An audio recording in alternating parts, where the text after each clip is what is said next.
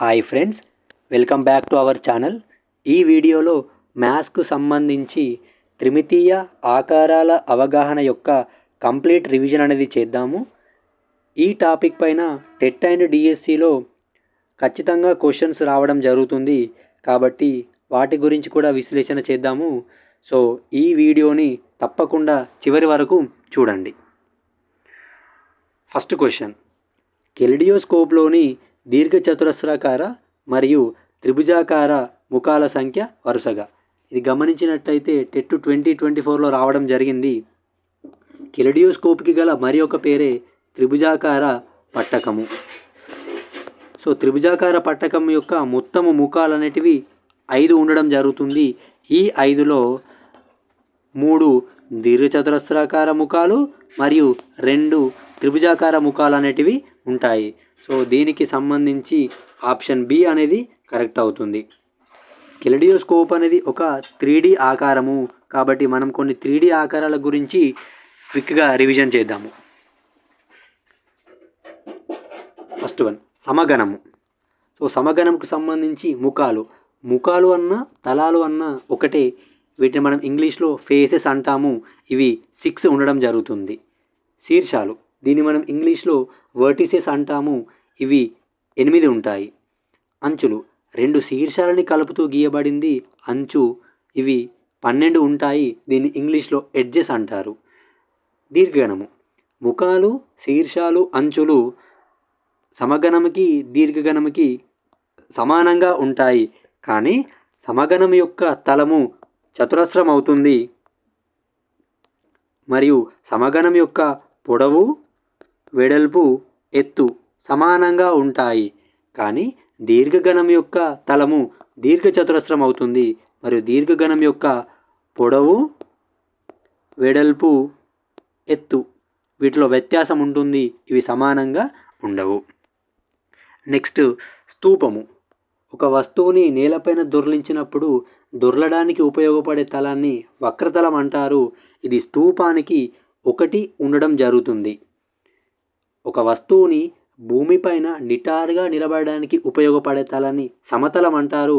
అటువంటి సమతలాలు స్తూపానికి 2 ఉండడం జరుగుతుంది.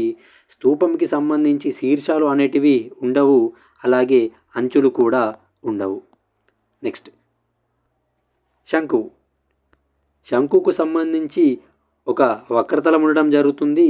అదేవిధంగా ఒక సమతలము మరియు ఒక శీర్షం ఉంటుంది, కానీ ఎటువంటి అంచులు మాత్రము ఉండవు. నెక్స్ట్, గోళము. సో గోళముకు సంబంధించి కేవలము ఒకే ఒక వక్రతలం మాత్రమే ఉంటుంది.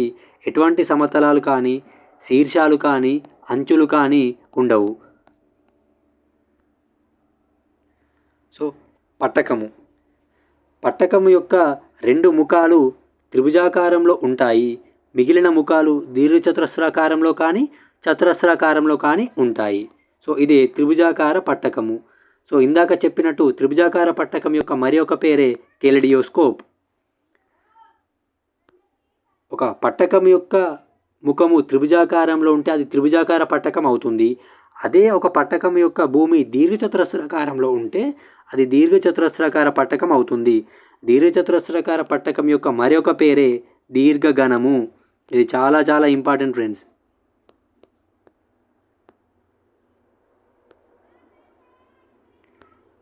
Next, pyramid. ఒక భూమి మరియు ఒక శీర్షాన్ని కలిగి మిగిలిన ముఖాలు త్రిభుజాకారంలో ఉంటే అది పిరమిడ్ అవుతుంది. దాని త్రిభుజాకార తలాలన్నీ శీర్షము వద్ద కలుసుకుంటాయి. ఇక్కడ మనకు ఒక చతురస్రాకార పిరమిడ్ అనేది ఇవ్వడం జరిగింది. దీని యొక్క భూమి అనేది చతురస్రాకారం ఉంది. దీని యొక్క త్రిభుజాకార తలాలన్నీ ఒక శీర్షం వద్ద కలుసుకుంటాయి. సో ఇదే చతురస్రాకార పిరమిడ్. సో మనకి ఇక్కడ ఒక త్రిభుజాకార పిరమిడ్ అనేది ఇవ్వడం జరిగింది. గమనించినట్టయితే దీని యొక్క భూమి కూడా త్రిభుజాకారంలో ఉంటుంది. దీనికి గల మరి ఒక పేరే చతుర్ముఖి. దీన్ని మనం ఇంగ్లీష్లో టెట్రాహెడ్రాన్ అంటాం ఫ్రెండ్స్. 3D షేప్స్కి సంబంధించి మోస్ట్ ఇంపార్టెంట్ విషయము యూలర్స్ ఫార్ములా. ఇది స్విట్జర్లాండ్కి చెందిన యూలర్స్ అనే మ్యాథమెటిషియన్ ఇవ్వడం జరిగింది. సో దీని యొక్క ఉపయోగం మనకు ఏదైనా ఒక 3D వస్తువు యొక్క అంచులు, శీర్షాలు తలాలు రాసినప్పుడు అవి కరెక్ట్గా రాసామా లేదా అని తెలుసుకోవడానికి మనకి యూలర్స్ ఫార్ములా అనేది ఉపయోగపడుతుంది.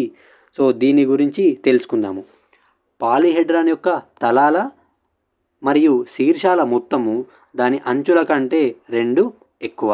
మరి ఒకసారి, పాలీహెడ్రాన్ యొక్క తలాలు అనగా ఫేసెస్ మరియు శీర్షాలు అనగా వర్టిసెస్ యొక్క మొత్తము వాటి యొక్క ఎడ్జెస్ కంటే ఎక్కువ ఉంటుంది. ఎడ్జెస్ కంటే ఎంత ఎక్కువ ఉంటుంది? 2. కాబట్టి F+V=E+2 అనేది యూలర్స్ ఫార్ములా. ఇది మనం రాసింది కరెక్టా కాదా అని తెలుసుకోవడానికి ఇది చాలా ఉపయోగపడుతుంది ఫ్రెండ్స్, మోస్ట్ ఇంపార్టెంట్. సో దీనికి సంబంధించి డిఎస్సి 2024లో ఇది క్వశ్చన్ రావడం జరిగింది మంచిర్యాల డిస్టిక్ వాళ్ళకి. కాబట్టి దీన్ని సాల్వ్ చేసే ప్రయత్నం చేద్దాం ఫ్రెండ్స్. చూడండి, ఒక 3D వస్తువుకి 12 శీర్షాలు మరియు 20 ముఖాలు ఉంటే ఆ వస్తువుకి గల అంచుల సంఖ్య. సో మనకు తెలిసిన యూలర్స్ ఫార్ములా F+V=E+2. సో ఇక్కడ ఫేసెస్ అనేవి మనకు 20 ఇవ్వడం జరిగింది కాబట్టి 20 ప్లస్ వర్టిసెస్ వచ్చేసి 12. మనం ఇక్కడ ఎడ్జెస్ కనుక్కోవాలి కాబట్టి E+2. సో ఇక్కడ 20 + 12 మనకు 32 అవుతుంది కాబట్టి 32 E+2. ఈ +2 తీసుకొచ్చేస్తే మనకు -2 అవుతుంది. 32 - 2 E. గమనించినట్లయితే మనకి ఇక్కడ ఎడ్జ్ E అనేది 32 - 2 30 రావడం జరిగింది. సో దీనికి సంబంధించి ఆప్షన్ ఏ అనేది కరెక్ట్ అవుతుంది ఫ్రెండ్స్. సో మనం ఇంతసేపు నేర్చుకున్న విషయాల గురించి ఒకసారి వీటికి క్విక్గా ఆన్సర్ చెప్పే ప్రయత్నం చేయండి. ఇందాక పిరమిడ్ గురించి నేర్చుకున్నాం కదా. ఈ పిరమిడ్ యొక్క భూమి అనేది త్రిభుజం అయిందనుకోండి, దీన్ని త్రిభుజాకార పిరమిడ్. దీనికి గల మరి ఒక పేరే చతుర్ముఖి అంటారు. దీనికి సంబంధించిన తలాలు మనకి 4 ఉండడం జరుగుతుంది. మరియు దీనికి సంబంధించిన అంచులు 6 ఉంటాయి. మరి దీనికి సంబంధించిన శీర్షాలు 4 ఉంటాయి ఫ్రెండ్స్. సో మనం ఇందాక నేర్చుకున్న యూలర్స్ ఫార్ములా ఒకసారి మనము రాసి దీన్ని వెరిఫై చేసుకుంటే తెలిసిపోతుంది మనం రాసింది కరెక్టా కాదా అని. సో ఒకసారి చూద్దాము. సో దీంట్లో ఫేజెస్ మనకి తలాలు 4 రావడం జరిగింది కాబట్టి 4 ప్లస్ వర్టిసెస్ అంటే శీర్షాలు 4 ప్లస్ ఇక్కడ అంచులు ఎడ్జెస్ మనం 6 రాసాము కాబట్టి 6 + 2. సో 4 + 4 = 8. 6 + 2 = 8. అంటే మనం రాసిన చతుర్ముఖికి తలాలు అంచులు శీర్షాలు అనేటివి కరెక్ట్ అన్నమాట. సో అదేవిధంగా ఇక్కడ ఇంకొక పిరమిడ్ ఉంది, కానీ దీని యొక్క భూమి మాత్రము చతురస్రము. సో దీనికి సంబంధించిన తలాలు అంచులు శీర్షాలు రాయమంటున్నారు కాబట్టి రాయండి. దీనికి తలాలు వచ్చేసి 5, అంచులు 8, శీర్షాలు 5. సో దీన్ని కూడా మీరు ఒకసారి యూలర్స్ ఫార్ములా రాసి వెరిఫై చేసుకోండి. ఈ ఫార్ములా రాసి వెరిఫై చేసుకోండి, మీకు ఖచ్చితంగా కరెక్ట్ వస్తుంది.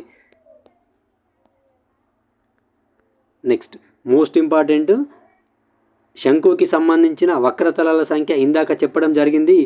సో వీటికి కూడా ఆన్సర్ చెప్పండి. శంకు దీనికి గల వక్రతలాల సంఖ్య 1, సమతలాలు 1, శీర్షాలు 1. నెక్స్ట్ స్తూపంకి సంబంధించి ఒక వక్రతలం ఉంటుంది, కానీ దీనికి సమతలాలు మాత్రం 2 ఉంటాయి, ఎటువంటి శీర్షాలు ఉండవు. అదేవిధంగా గోళముకు సంబంధించి ఒక వక్రతలం మాత్రమే ఉంటుంది, ఎటువంటి సమతలాలు కానీ శీర్షాలు కానీ వీటికి ఉండవు. సో మనం ఈ సెషన్ ఫస్ట్ క్వశ్చన్ చేసాము కదా ఫ్రెండ్స్, కెలిడియోస్కోపు, అది దీనికి సంబంధించిందే. సో చూడండి, సో ఇది కెలిడియోస్కోప్. దీనికి సంబంధించిన త్రిభుజ తలాలు 2 ఉండడం జరిగింది. అలాగే దీర్ఘచతురస్రాకార తలాలు అనేటివి 3 ఉన్నాయి గమనించినట్లయితే. సో 2 + 3 మొత్తం తలాలు 5. నెక్స్ట్ దీనికి సంబంధించిన అంచులు అనేటివి మనకు 9 రావడం జరుగుతుంది. మరియు దీని శీర్షాలు అనేటివి మనకు 6 ఉంటాయి. సో దీనికి కూడా మీరు ఒకసారి యూలర్స్ ఫార్ములా రాసి వెరిఫై చేసుకోండి. సో మనం చేసిన ఒకసారి ఈ స్లైడ్ని మీరు స్క్రీన్ షాట్ తీసుకునే ప్రయత్నం చేయండి, చాలా ఇంపార్టెంట్ ఫ్రెండ్స్. సో మీకు ఈ వీడియో నచ్చినట్లయితే లైక్ చేయండి. టెట్ అండ్ డిఎస్కి ప్రిపేర్ అయ్యే మీ ఫ్రెండ్స్కి షేర్ చేయండి. మరిన్ని అప్డేట్స్ కోసం మా ఛానల్ని సబ్స్క్రైబ్ చేసుకోండి. Thank you. జై హింద్.